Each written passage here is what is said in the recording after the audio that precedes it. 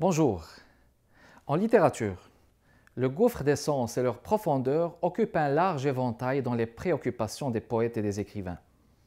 Cela dit, là où le rôle de la langue intervient à ce niveau pour concrétiser et esthétiser ces préoccupations, n'est-il pas que l'évolution d'une langue se fait par le peuple, comme disait Jean Dutour?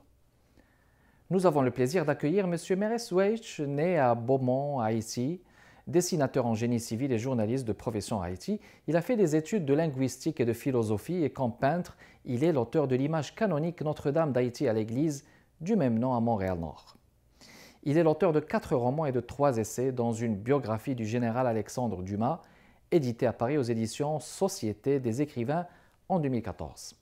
Il a été directeur de l'information à la télévision nationale d'Haïti et éditorialiste au quotidien Le Matin, ancien responsable culture et communication au consulat général d'Haïti à Montréal aussi. Ici Kamal Benkiran, bienvenue chez Art et Lettres.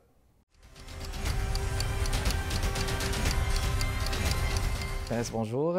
Bonjour Kamal. Bienvenue chez Art et Lettres. Merci. Vous avez un parcours intéressant, donc vous avez été un peu partout, journaliste de profession, dessinateur en génie civil, peintre, écrivain.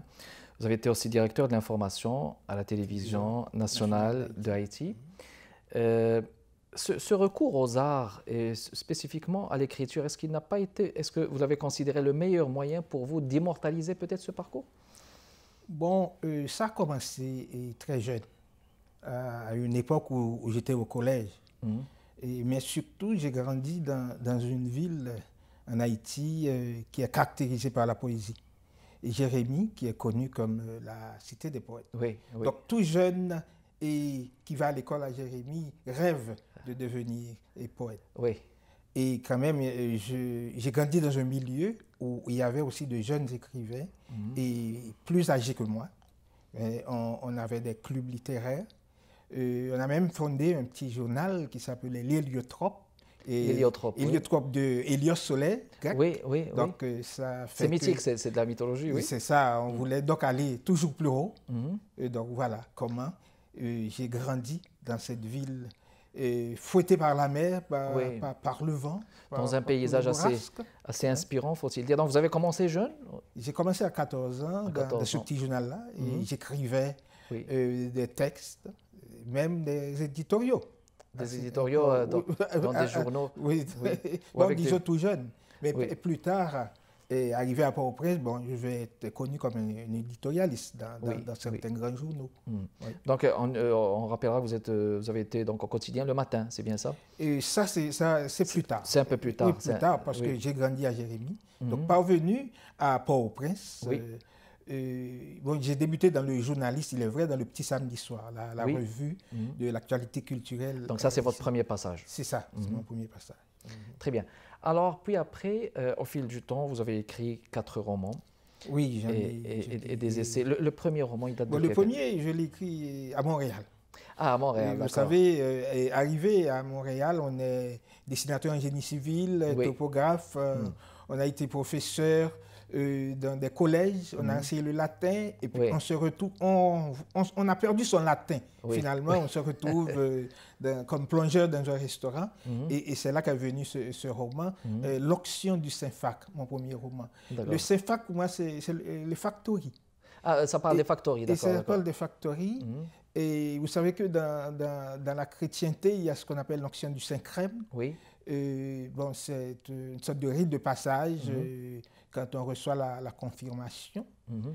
Et j'ai fait un rapprochement avec cet état d'esprit chrétien pour dire, eh bien bon, on a été baptisé ou bien rebaptisé, et donc on devient ce qu'on est. Dans les manufactures, dans les restaurants, dans l'état de plongeur. Et puis voilà, le roman, c'était L'Onction du Saint-Fac, au-delà de Maïgaté.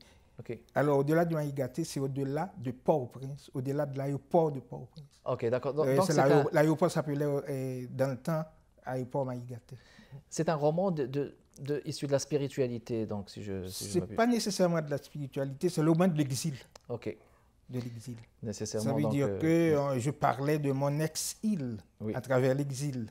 Donc, c'est un bon jeu de mots, ça aussi. Oui. Oui. Un jeu de mots. De l'exil à partir de l'île. Oui, oui, mais bon, il va y avoir un débat, bon, je ne cite pas les noms, de deux auteurs qui vont se battre pour ce mot et disant qu'ils l'ont créé alors que c'était moi. Ah, c'était vous, donc l'initiateur. Puis il y avait d'autres romans. C'est quoi les romans que vous avez donc initiés après? Le deuxième roman, ça allait être un roman sur la ville de Jérémie, la ville où j'ai grandi. La ville natale? Pas natale, je suis né à Beaumont, dans un petit à Beaumont, oui. dans la Grand'Anse, mais j'ai grandi à Jérémie. Okay. Donc Jérémie a été vraiment la ville qui a fait de moi ce que je suis. Très bien. Et j'ai écrit ce roman parce que j'ai été frappé, j'ai été traumatisé par le crime qu'a commis le duvalierisme dans cette ville en 1964. Oui. 1964. Et qui a marqué l'imaginaire de beaucoup d'Haïtiens. Effectivement, oui. Et je pense qu'il faudrait effectivement écrire ce livre, moi personnellement, parce que je savais que j'avais une dette de mémoire envers cette ville qui a fait de moi ce que je suis, qui m'a formé. La ville de Jérémie. Puis après, vous avez écrit des essais. Bon, j'ai fait un essai sur Hector Hippolyte. Hector Hippolyte qui est considéré comme l'un des plus grands peintres haïtiens de tous les temps. D'ailleurs, quand Breton et Malraux sont arrivés en Haïti, à Port-au-Prince, au Centre d'art, mais c'était précisément pour découvrir ce bonhomme qui travaillait dans une seconde dimension, alors que les surréalistes, eux autres, cherchaient cette seconde dimension. Et puis, bon, un autodidacte en Haïti. En plus, un autodidacte, d'accord. Un autodidacte, donc, j'étais fasciné par Hector Hippolyte, donc j'ai fait un essai sur lui. Puis, un essai aussi sur le général Alexandre Dumas. Bon, ça va venir plus tard. Ça va venir plus tard. J'avais fait un essai aussi sur Tiga. Tiga qui a créé ce qu'on appelle le prix-modernisme haïtien, un courant artistique qui lie disons, le côté primitif et le côté moderne, donc d'où le terme prix-modernisme. Donc, lui, il est mort et il a laissé vraiment des œuvres extraordinaires.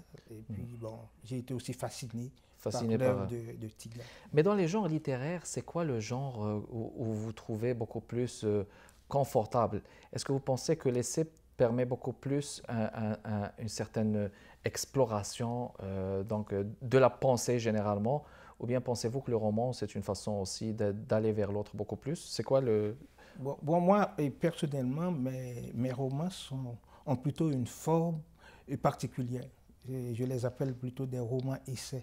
Des romans-essais. Parce que ça me permet non seulement de vivre mon imaginaire, de m'exprimer, mais en même temps aussi de voir l'autre, de penser à l'autre, parce que la recherche, ça m'a toujours intéressé. Mais c'est aussi novateur aussi que d'écrire un roman-essai, ce qui permet d'aller vers l'autre. On va faire une pause et on vous revient, mesdames et messieurs. Restez avec nous.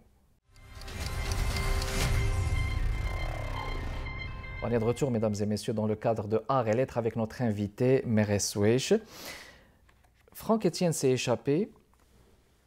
Il fait partie un titre qui fait poser beaucoup de questions. Assez intriguant.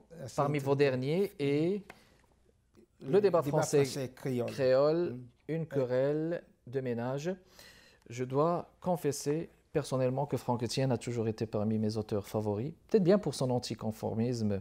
J'ajouterai Gérard Étienne, j'ajouterai bien entendu Dany Laferrière, ceux qui sont un peu plus contemporains, Gary Clan, Rodney, bien des auteurs. Je vois que vous connaissez beaucoup d'auteurs. Il faudrait bien s'y intéresser, d'autant plus que l'originalité, ça a toujours été une qualité qu'il faudrait adopter dans le fond. Le titre, comme vous dites, Franck-Étienne s'est échappé. Là, on parle d'une cavale. S'est échappé vers où? Parce que c'est ça la question qu'on pourrait poser dans un premier temps. La question m'a été posée déjà au cours du Salon du Livre de Montréal par Émilie Prophète. Tu connais? Oui, Émilie Prophète, oui. Et puis, je n'avais pas donné une réponse vraiment déterminée. Mais quand la question m'a été posée une seconde fois, là, j'ai dû aller au fond des choses. le titre m'a été, disons, inspiré par Franck Etienne lui-même. Parce que pour écrire ce livre, bon, j'ai dû passer beaucoup d'heures à dialoguer avec Franck Etienne. Ah, vous avez donc discuté avec lui avant? Oui. J'ai été le premier à lui poser cette question. Pourquoi Franck Etienne, ce mot-là? D'ailleurs, il s'appelle Franck et son nom de famille, c'est Etienne. Etienne, oui. Il en a fait un seul nom. Ils ont regroupé en un seul nom. Et puis là, il m'a dit qu'il a été vraiment fasciné par le film Frankenstein, s'est échappé, du réalisateur anglais Fisher, qui avait sorti ça. Mais c'est quoi ça? C'était l'histoire d'un médecin et qui voulait créer l'homme idéal. Et puis, bon, en essayant de s'est transformé. L'homme s'est transformé en un monstre. Oui. Et puis, le monstre s'est échappé et a répandu la terreur partout dans son entourage. Donc, Franck Etienne m'a dit, j'ai voulu être Frankenstein, un Franck Etienne qui répand la terreur dans le milieu littéraire haïtien, en sortant du carcan, en sortant d'un milieu fermé pour m'exploser, pour aller explorer d'autres espaces. Oui. Et on sait qu'il est venu avec sa philosophie, le spiralisme. Oui, le spiralisme, c'est initié, c'est relatif à Franck Etienne. Mais lui se définit aussi comme un baroque extravagant. Bon, vous savez que le mouvement baroque qui est né en Europe, bon, c'était quand même un bouleversement du classique.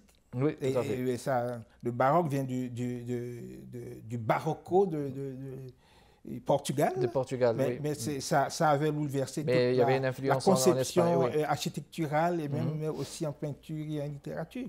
Donc, le baroque, c'est celui qui bouleverse tout. Donc, Franck Etienne, lui, a voulu tout bouleverser.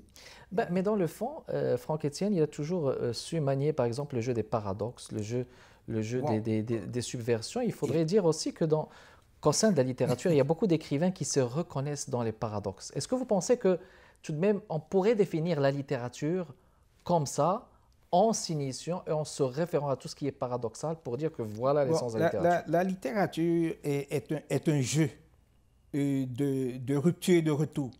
Et on a suivi toute la trajectoire de la littérature française, par exemple, depuis la période médiévale jusqu'à nos jours. Et il y a eu des contextes, par exemple, la littérature d'après-guerre, par exemple, avec le nouveau roman, c'est quand même assez paradoxal. Très paradoxal, avec Nathalie Sarraute. Effectivement, Nathalie Sarraute, par exemple, et surtout, quand il y a son livre, là, comment il s'appelle encore? Le tropisme. Le tropisme, quelque chose. Oui. Sarraute qui est venu avec ça. Il y a aussi Alain Robbe-Grillet, par exemple. Alain Robbe-Grillet, qui est même, je pense, parmi les précurseurs les plus connus. Du nouveau roman. Exactement. Oui. Donc, et c'est quand même assez paradoxal aussi que l'homme ait été quand même mis dehors dans le roman. C'est-à-dire que l'homme intérieur n'existait plus. Il n'y avait plus de linéarité, aucune histoire à accrocher et à suivre. Mais ce conformisme, je pense qu'il a toujours été un peu dans les salons littéraires où on reprochait aux gens de ne pas être dans la lignée, et c'est comme si ça devient quelqu'un de complètement rebelle. Mais reste, quand je vois ici, il y a de très beaux passages de la Méduse orpheline. Vous avez fait un travail de fond. Par exemple, quand je lis ici un passage... À quelle page vous êtes? Je suis à la page 99. Je vais juste le lire brièvement, si vous le voulez bien. Page 99, mesdames et messieurs, de Franck Etienne s'est échappé. J'ai arpenté les corridors du corps et les couloirs de l'âme, une longue corrida, la maladie du labyrinthe, et j'ai fini la stagnation dans les cavernes engrossées d'ombre, le gel visqueux du silence, la métamorphose de la peur et le vertige obscur des étymologies douteuses, brutale destitution des signes coagulés à l'intérieur de l'être. Je pense que la Méduse orpheline, c'est l'un des recueils de poèmes de Franck Etienne qui a suivi la courbe de la spirale. Oui. Ça veut dire qu'il y a quand même une série de circonvolutions. Oui. Il y a des voyages, il y a des ruptures, des retours. Et vous savez que la spirale n'a ni commencement ni fin. et puisque ça a quand C'est même elliptique. une forme Ça va et ça et vient. bien. Mais Heures brèves, par exemple, son recueil aussi, Bon, mais ça, c'est quelque chose aussi. bon, là, par exemple, il nous conduit tout droit dans ce qu'on appelle le néant. Oui. Pour lui, bon, le chaos est vie. Le chaos est vie, tout à fait. Le chaos est vie, tout à fait vie. Peut-être, je vous inviterai, peut-être, Mérès, à nous faire une lecture de votre choix, mais on va le faire après la pause, mesdames et messieurs. Restez avec nous. On est de retour, mesdames et messieurs, dans le cadre de Art et Lettres avec notre invité, Mérès. On parlait justement d'Heures brèves, de Franck Etienne. Mais je vais vous laisser choisir un extrait de votre choix, si vous le voulez bien, à partager avec nos téléspectatrices et téléspectateurs. Bon, comme on parlait tantôt de paradoxe chez Franck Etienne, donc j'ai choisi de lire un passage de la 4e de couverture de ce livre. À la lumière de ce texte, on découvre chez Franck Etienne une telle exubérance que chaque image évoquée amène une écriture appétitive où le sexe occupe tous les espaces. Tout un hymne à la séduction et à l'empire des sens. Contrairement à Baudrillard, pour qui la séduction n'est pas d'ordre naturel mais bien artificiel, Franck Etienne croit que tout appel aux ressources de l'imaginaire et du sensible est prélude sexuel et séduction textuelle. Pour lui, toute vraie création est une aventure pleine de risques et d'incertitudes. Il croit même que Dieu n'a pas dû être quiet en créant l'univers. Selon lui, toute œuvre est un saut dans l'inconnu, une insupportable énigme gorgée de dissidence et de rupture auxquelles s'ajoute la richesse intarissable et la densité tragique de la vie. Ben, extraordinaire cet anticonformisme de Franck Etienne. Mais encore, je me pose la question, est-ce que, généralement dans la littérature, est-ce que le fait de déconstruire, est-ce que déconstruire peut être prétexte à l'art et à la création? Bon, je pense que, comme je parlais tantôt de nouveaux romans, moi je me suis dit que depuis l'arrivée du nouveau roman au cours de la première moitié du XXe siècle, c'était déjà la mort de la structure, oui. La mort du récit linéaire. Donc on a avancé inévitablement vers la déconstruction. Oui. Et bon, s'il faut remonter un peu plus loin, on va voir aussi avec Picasso, oui. Avec le cubisme par exemple, mais c'était déjà la déconstruction de l'art traditionnel, oui. un morceau de structure. Donc je pense que si à cette époque-là, on applaudissait un art nouveau, je pense que la déconstruction a quand même été quelque chose. Même au niveau de la mode, par exemple. Oui. Au début des années 60, les jeunes se révoltaient contre les habits neufs, tout ça. Il faut déchirer les jeans. Donc pour que ça soit artistique. Donc c'est la déconstruction de la couture. Quoi. Exactement, qu'on voit comme une tendance. Mais en tout cas, c'est un livre à lire. Franck Etienne s'est échappé, mesdames et messieurs, de Mérès, oui, je pense, vos plus récents. Et si vous le voulez bien, on va passer à l'autre débat français, créole, une querelle de ménage. Mais pourquoi c'est une querelle et pas c'est un débat constructif? Pourquoi vous l'avez titré comme ça? Bon, d'abord, si on remonte à la littérature française, oui. on va voir qu'il y a eu la querelle des anciens et des modernes. Oui. Donc, ce n'est pas quand même un terme nouveau. Et si, à l'intérieur d'une même langue, d'une même société, en France, on parlait de querelle, bon, c'est tout comme ici, on peut parler de querelle parce qu'il s'agit de deux langues différentes.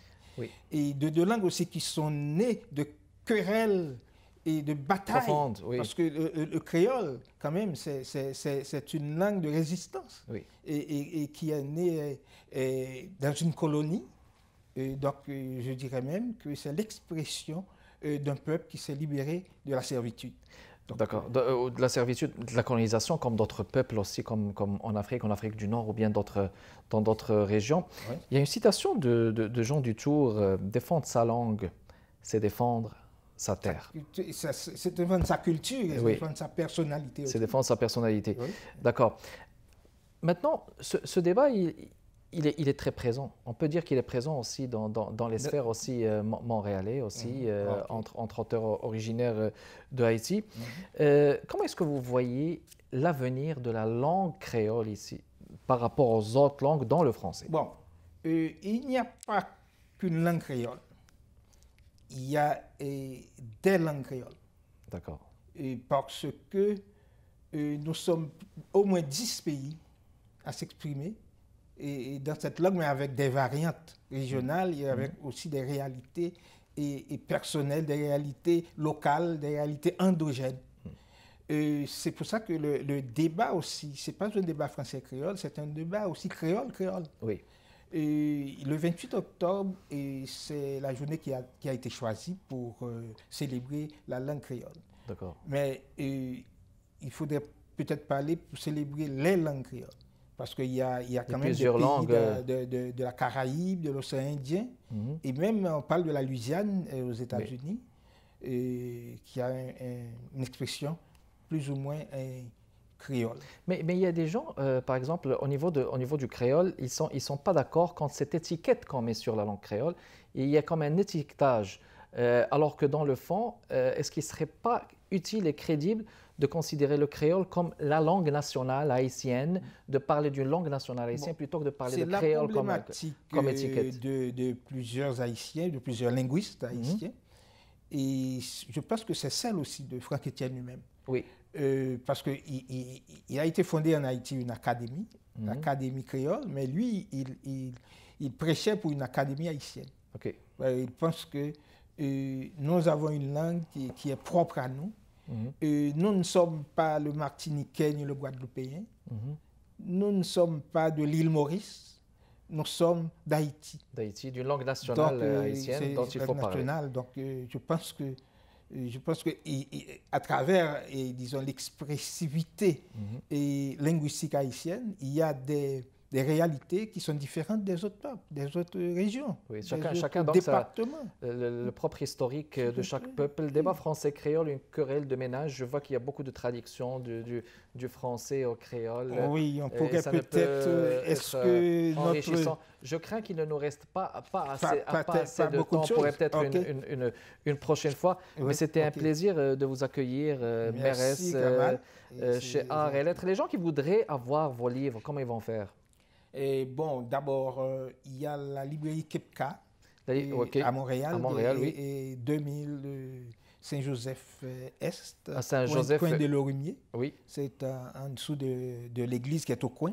D'accord. Il y a aussi au 78-54 Marquette. Sur la rue Marquette. Donc, et puis les gens qui voudraient vous contacter, Mérès Ouech, il a une propre page Facebook. Merci beaucoup d'être passé nous voir, Monsieur Mérès. Et puis, c'était tout le temps. C'est à moi de vous remercier aussi. Ça fait plaisir. Merci beaucoup de votre attention, mesdames et messieurs. Kamal Benkiran avec vous. À la prochaine.